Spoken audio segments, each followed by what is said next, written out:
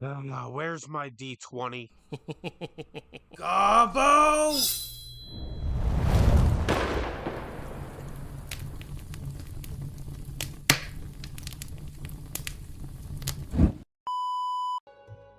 Hello and welcome to Hobb's Horror Stories. I'm not Hob, your usual hobgoblin narrator. It's Gobbo again, and this time I'm actually supposed to be here. You see, Hob came down with a deathly sickness, so I'm filling in. Real shame because he was dying to read this story. Today's story comes from Reddit on r/rpghorrorstories. It's another cyberpunk one called The Codependent Edgerunner, and was written by N. Jolly. Hope you enjoy! Hey all, been about a year since I posted my last RPG horror story, but delving back into the world of cyberpunk with someone who's recently been removed from our game. The players in this tale are as follows. Me, our solo, our netrunner, our game runner, who's new to the gaming system, still getting his legs underneath him, and the star of the show, our nomad. Part 0. Weird Coincidence. We'd all joined the game from an open posting over the R-Tal Discord, and I had at first noticed something familiar about R. Turns out, I actually did know him from somewhere. He had applied to a game that I was running at some point. I looked through his application again and the conversation we had, and a lot of what he was saying was red flags to me as a GM. They might have been fine for others, but I know the kind of game that I want to run. Talking about how we wanted to not be so constrained by loot, and how we wanted real drama in a way that just felt confrontational. So seeing him here in this game was a little strange, but whatever. Part 1. In-game issues.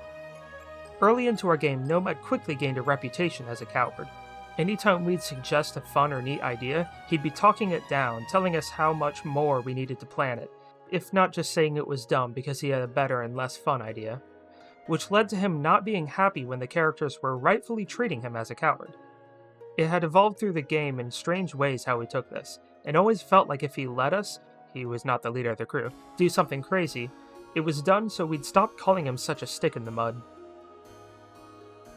There was one thing that we always loved about Nomad though, and that was that he was unable to speak to female NPCs.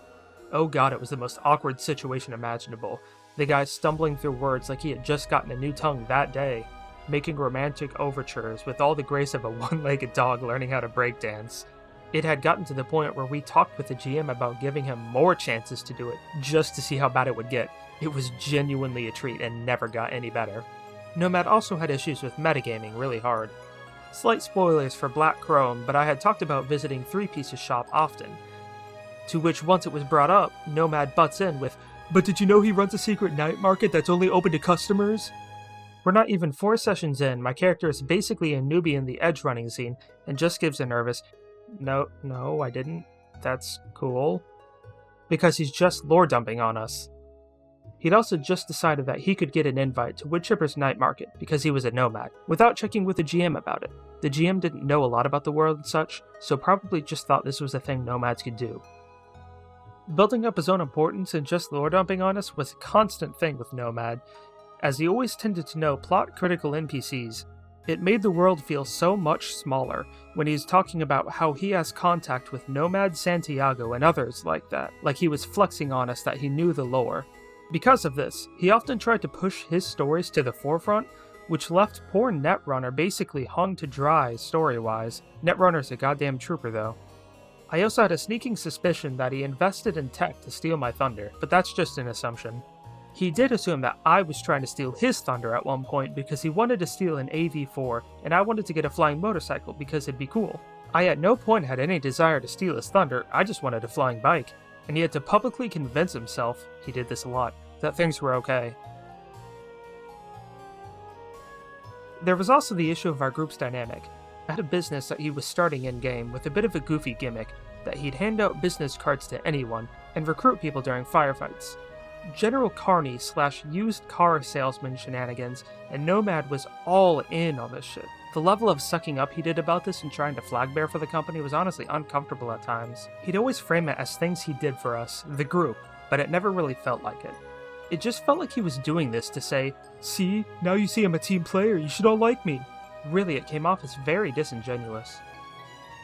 At one point, our GM wasn't able to run, and I stepped in to run Red Chrome Cargo for the crew, during which the crew was offered X money and one favor from Hornet for this job. The crew did the job, although they got beat to shit doing it, and came back to Hornet. Nomad had asked for Hornet to source the Master Mechanics Toolkit, a 20,000 EB item. EB? Eddies? I don't know, I haven't played the tabletop. For those who don't play, hey, that's me, for now anyway. This isn't just a hilarious amount of money, but in Cyberpunk, typically the players are gated on what gear they can buy, needing sources to buy things, and this was in the super luxury tier, the highest it goes. Hornet agreed to source it for them, which is honestly a large amount of work for him, and Nomad got legit mad that he and the crew weren't just given a 20,000 EB item on top of their normal payment, and saying I tricked them. It spoiled the end of the session and just deflated everyone, especially me, for how whiny they were about what was an outrageous request. Part 2. Out-of-game issues. None of this is really the crux of why we got rid of him. Sure, it's weird and annoying and bad, but this is normalish tabletop RPG behavior that we all just sort of dealt with, like needing an imperfection in what was a great game in order to appreciate it more. No, the issues began when Nomad started emotionally manipulating the group, asking if we actually liked him, wondering why we all seemed closer with each other than we were with him. Fair play to him, that was very much the circumstance. Me and Solo had become a sort of Bash Brother combo in the game, and I'd invited GM to play in another Cyberpunk game I was running, but none of us felt like we owed him friendship when he acted the way he did. He'd also often talk about how this was one of the nicest games he'd ever played in, and how normally there were large problems in his games with interpersonal issues and infighting. We never had the heart to tell him how much of that was probably based on how he acted. He was picking up that we were all jiving with each other though, and it went from just feeling left out to feeling like we hated him. Let's clear things up. I didn't hate him. I didn't like him, but hate is a bridge too far. He had one night where he had just left this straight up proclamation about how he was feeling towards the group that no one interacted with until he just up and deleted it before people were active again, but we all knew how he felt and that he was trying to garner sympathy. More recently in the game, he'd almost swung the cowardice pendulum back around, and was starting to pick fights with basically every enemy we had, and was punching way above our weight class. My guy wanted a street-adjacent level group to beef with Arasaka. Yeah, no, you'd get slaughtered. Like, you wouldn't even be halftime entertainment, it'd be so bad.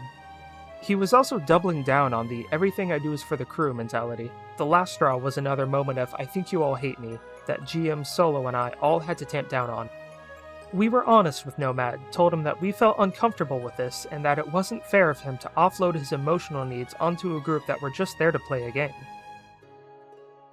There wasn't an introspective moment. He just started carrying on like nothing had happened, at which point Solo and I both had to talk to the GM about kicking him out. We'd done so before, but we were told let's wait and see when it came to things, especially since removing someone from the group is a big decision with how long we'd been playing, over 3 months at this point. The GM agreed that Nomad was a burden to have around and promptly removed them from the game. As far as I've heard, he hasn't talked to anyone from the group, but as is policy on my end, I block people like that, so I have no clue.